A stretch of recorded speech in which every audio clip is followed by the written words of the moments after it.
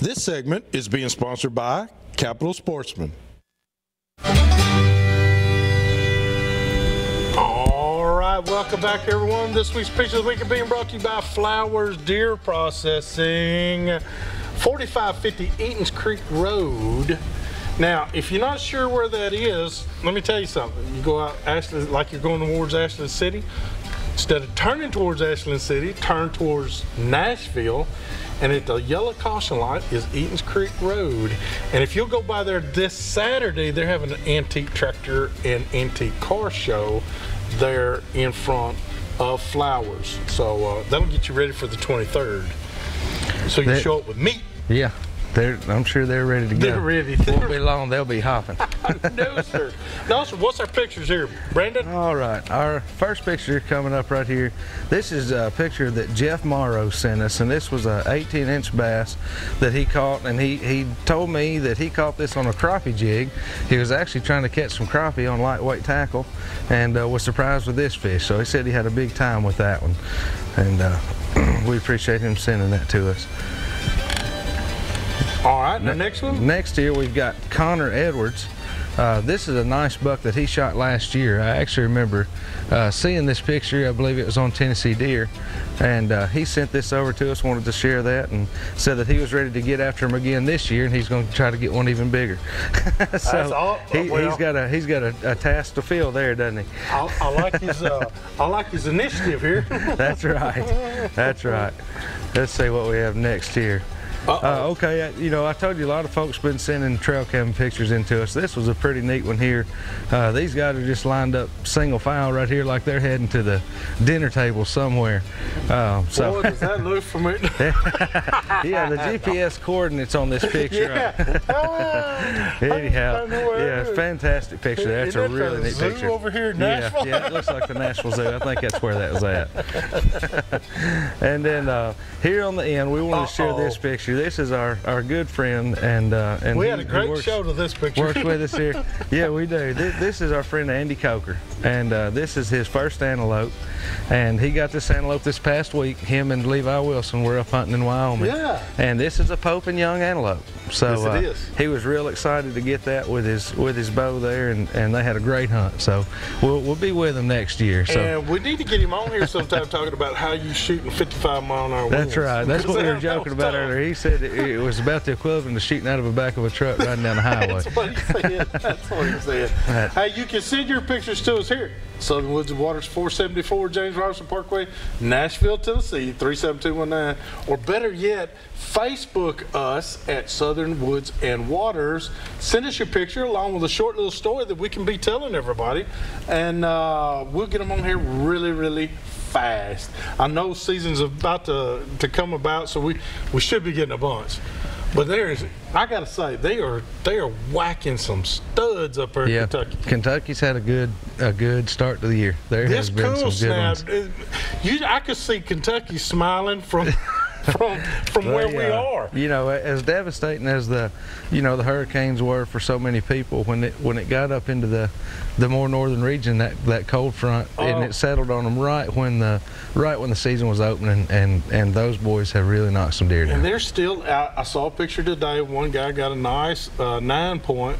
It wasn't a monster. He was just happy to get one in velvet still. There's still a few hanging on. They're still hanging on, but there's a few that's already shredding that There velvet. were some guys that shot them this past week that were hard horn. You know, so it just depends from deer to deer, but that is pretty neat to and by the way, get that velvet we deer. got a question on our Facebook page about, Hugh, have you ever seen, what's the latest you've ever seen deer being born? A fawn. Well, I'll have to say that the latest I've ever seen one personally was September the 3rd. I saw one being born. So that tells you right there that the rut does keep going. As long as these females coming into estrus cycles, they're still a buck willing to. They don't have a calendar. Help them. They don't. The calendar doesn't mean anything to them. So yeah, I mean, it keeps on going. To answer that question, September 3rd was the latest I've ever seen one actually being born. Yeah. So, but that's a long time. That's a late phone. That's a late phone. But I tell you what, we've got two great guests on here with us. We have Eric Hoffman, which you've just heard a little bit about. He's our resident bow tech, and I promise you, he does know what he's talking about. And Derek Hunter at the end, and Derek has his own shop. It's called Hunter Archery, I believe. And I want to ask you something, Derek, that not many people talk about, but I'm adamant about it because I know the bow fits in our hands, and that's what we actually are using to propel the payload. The payload being the arrow. Man, if your arrows aren't right, or if you're shooting arrows, I got Beemans over here, and I got gold tip over here, and some black eagles, and you know, and you're mixed matching everything. You're not going to get the consistency. Now you might at 20 yards. I'll give you that. Because you can shoot sometimes you can shoot aluminum just like you can a carbon at 20 yards. But when you get past that, they get squirrely. Yeah. Real fast. You know, in another 30 feet, you got them shooting, you know, 2.5 foot to the left, and one's dead on. And so, tell us about our arrows, the thing that actually delivers the payload. It's you want to make sure that you've got your full quiver of the exact same brand, yes, the exact same spline. You want to make sure you have 100 grains on every one, or whatever point weight you're using. You want them all to be exactly the same. Even so much as having the same fletchings. You know, once you get out past 30 or maybe 40 yards, you know, just a few extra grains added to either end of the arrow can throw you off 5, 6, 10 inches. Who knows? It's completely different. If you're using lighted nocks, make sure you practice with your lighted nocks. If you go from your plain nock grouping just perfectly fine, and then you never shoot your lighted nock until opening morning and you go out there and miss, that's probably the reason why. They will impact a little different 90% of the time. Every once in a while they'll be all right. 20 yards they're usually fine. 25, 30 you'll start seeing quite a bit of movement. And make sure you're shooting the arrow that's exactly for the weight of your bow. You know, every arrow company has their own chart.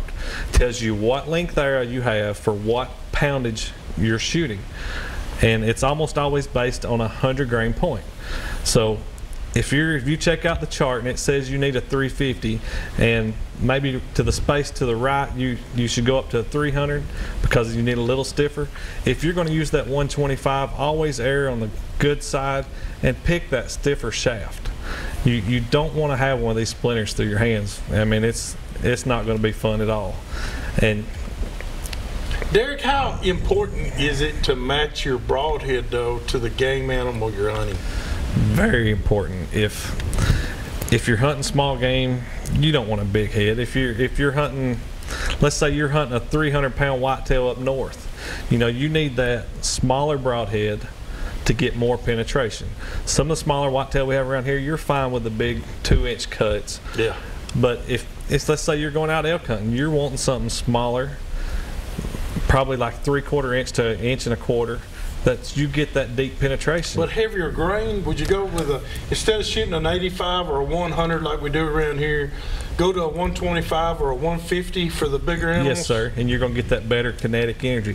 Not just the broadhead, but you can also just build a heavier arrow. You know, if you're going to go out west and hunt the big animals, let's build you a 500 grain arrow versus what some of us use, like maybe a 400 or 370 around here. You know, you need something stronger that carries that kinetic energy all the way to the animal. The lighter the arrow, the more it loses as it travels. That's exactly right. The heavier the front end. Now, I've always believed I was a certified arrowsmith, and I still go with the FOC, the front center.